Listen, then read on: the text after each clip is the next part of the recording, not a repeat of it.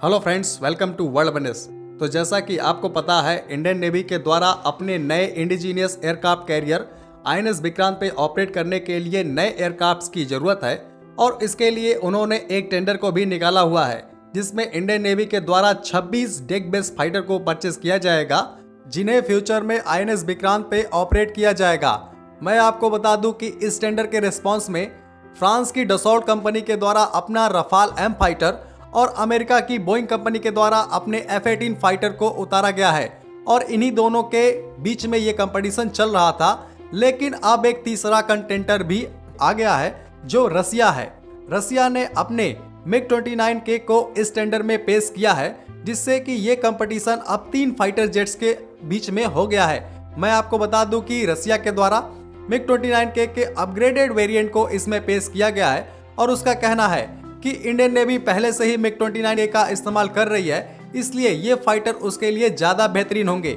लेकिन मैं आपको बता दूं कि इंडियन नेवी के द्वारा पहले से ही अपने आईएनएस विक्रमादित्य एयरक्राफ्ट कैरियर पे इस MiG-29K का इस्तेमाल किया जाता है और इंडियन नेवी इसकी परफॉर्मेंस से काफ़ी ज़्यादा नाखुश है।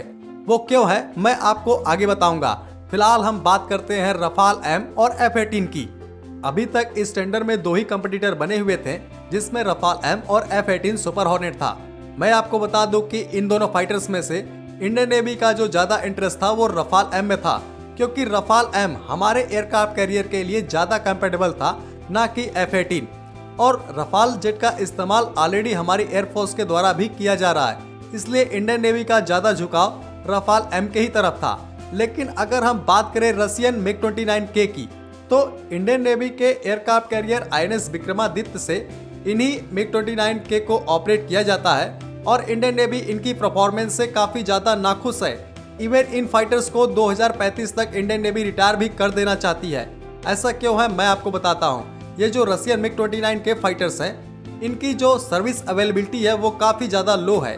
इनके लैंडिंग गियर में प्रॉब्लम है, इनके इंजन्स में प्रॉब्लम है और इनमें कई सारी टेक्निकल फॉल्ट आती रहती है, जिसकी वजह से इंडियन नेवी नहीं चाहती है कि वो MiG-29K को ऑपरेट करे।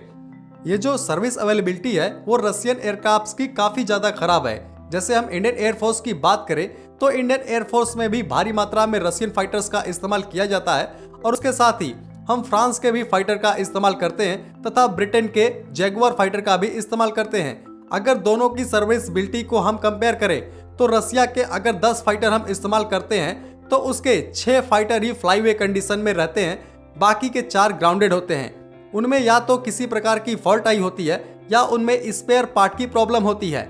लेकिन वहीं पे अगर हम फ्रांस के फाइटर जेट या फिर यूरोपीय फाइटर जेट की बात करें तो उनकी जो सर्विस अवेलेबिलिटी है वो काफ़ी ज़्यादा अच्छी होती है, ऑलमोस्ट 90% होती है। यानी कि 10 में से 9 एयरक्राफ्ट फ्लाईवे कंडीशन में तैयार रहते हैं, क्योंकि जो डसॉल्ट कंपनी है जो फ्रांस की रफाल और मिराज को बनाती है, उसकी जो सर्विस है वो काफ़ी ज़्यादा अच्छी है और इन फाइटर्स में टेक्निकल इशू भी काफ़ी कम आते हैं। और यही कारण है कि इंडियन नेवी इस MiG-29K की परफॉर्मेंस से काफ़ी ज़्यादा नाखुश है।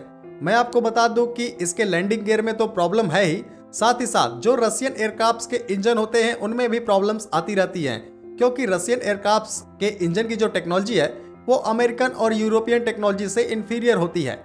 तो मुझे नहीं लगता है कि ये जो रसिया के तरफ से इंडियन नेवी को ऑफर मिला है इसमें इंडियन नेवी के द्वारा 1% भी इंटरेस्ट दिखाया जाएगा।